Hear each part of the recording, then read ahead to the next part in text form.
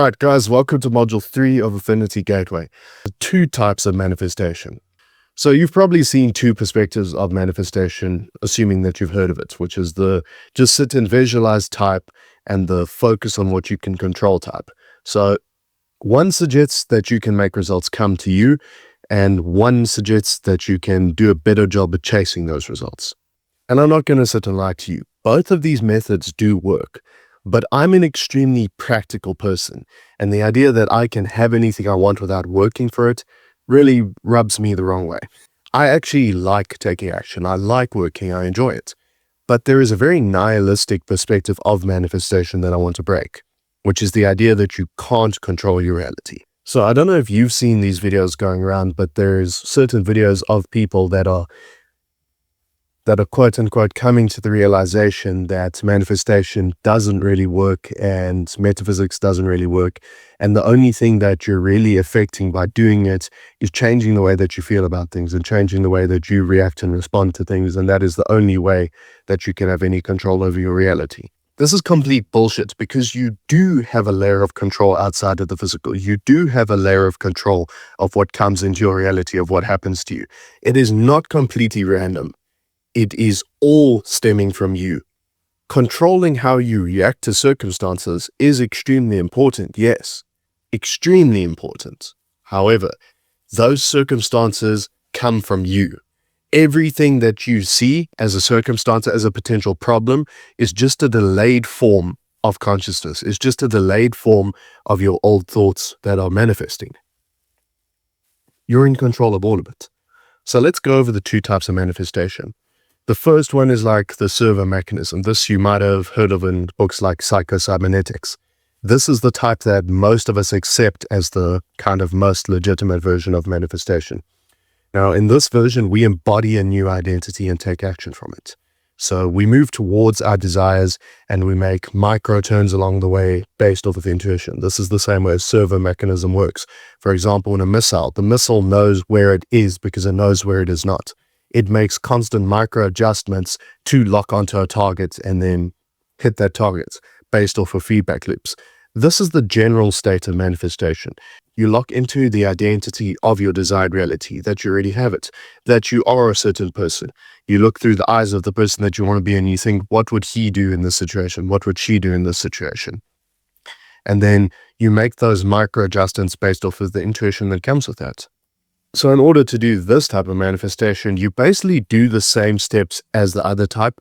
However, you will be experiencing a journey.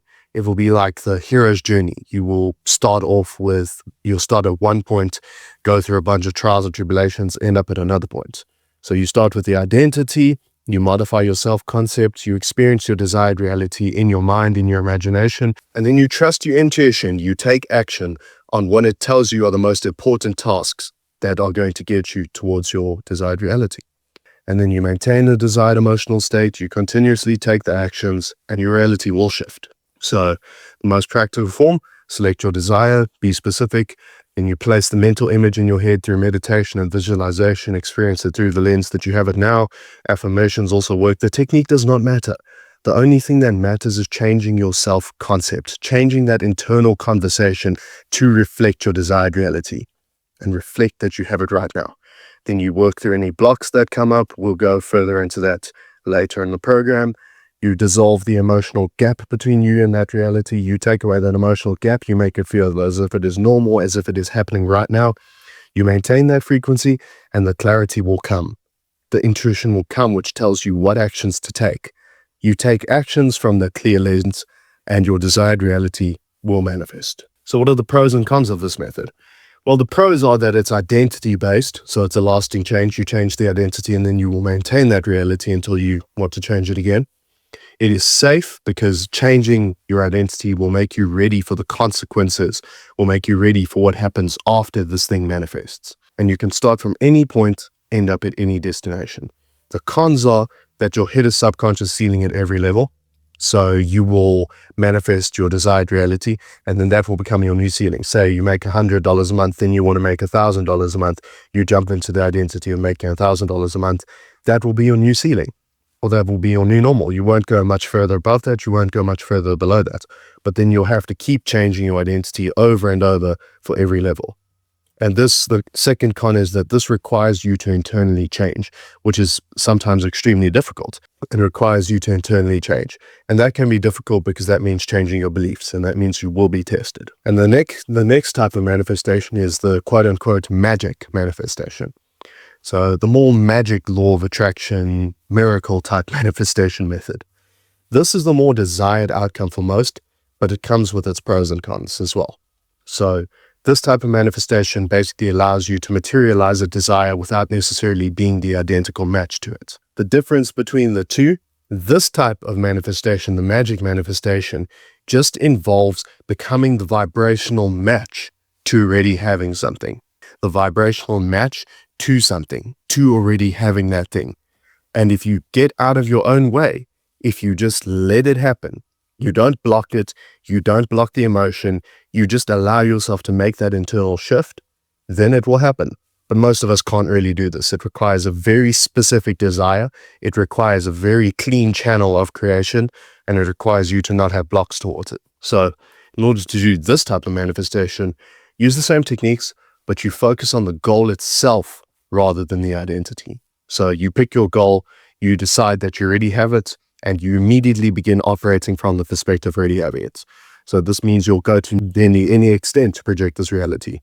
And it's fast, but it is dangerous without being a vessel that can hold it. So the reason it's dangerous is, usually you'll see this method being used by people to win large sums of money, like the lottery, manifesting miracles, or anything specific that is being limited by identity, because most of us won't believe that we can fucking win the lottery or something. And it works, if you believe it works. And if you can fully and instantly accept that you have your desired outcome, it will create an immediate subconscious shift, which will cause you to discover that you already have what you're looking for. It will just basically show up randomly in your face. So I'm just going to tell you how to do it, and then I'll share a quick manifestation story using this method. So you select your desire, and you have to be hyper specific with this. Hyper specific. So you wouldn't, for example, say you want a house. You'll say, okay, I want a house on this street with this specific square footage, and I want it to come to me. I don't want to have to work for it, and I just want it to be done right now. And then you'll visualize yourself walking through that specific house.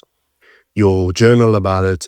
You'll journal about already having it. The technique doesn't matter. The easiest way that I do this is with a journal.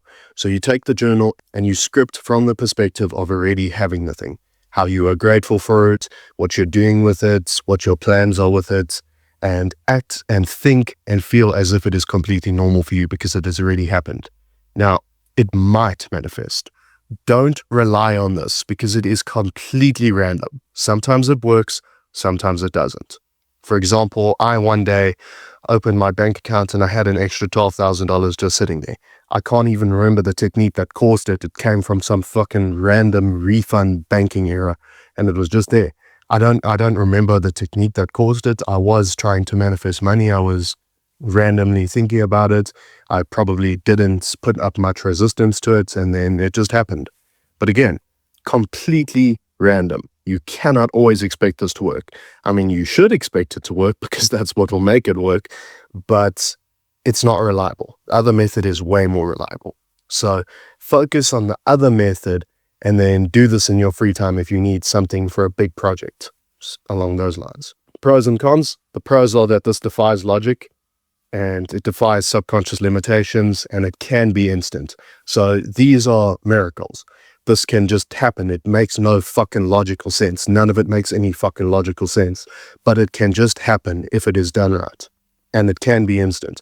You can decide right now that you have $1 million, and if it's a clean enough channel, it will somehow manifest. And it will look as if it was already there. So you'll just have random intuition to open up a random bank account, to check your emails, to check your messages, whatever, and it will just fucking be there, and it'll be minimal action. The cons are that it is, again, unreliable and easily blocked because you're trying to basically trick the universe into giving you what you want by doing this. And it is dangerous if you aren't aligned. For example, people that win the lottery often end up fucking up and losing all of it and putting themselves in a worse position because they weren't in the identity to handle money. For example, Cynthia Stafford. So Cynthia Stafford is someone who won like hundreds of millions of dollars in the lottery, and she manifested it. She talked about manifesting and the law of attraction and how that's what got her the lottery win. And then I don't know how long, for like a few years later, she came out and said that she made some bad investments and lost it all. That's what will happen if you use this method if you're not completely aligned to it. And I thought that was bullshit. I thought, hey, if I get this money, I'll be fine. I can handle it. I'm good enough for this now already. And many times I manifested money. Many times I manifested results that I wasn't aligned with, and I lost them. And that's just how it works. Identity alignment is the more practical, useful method.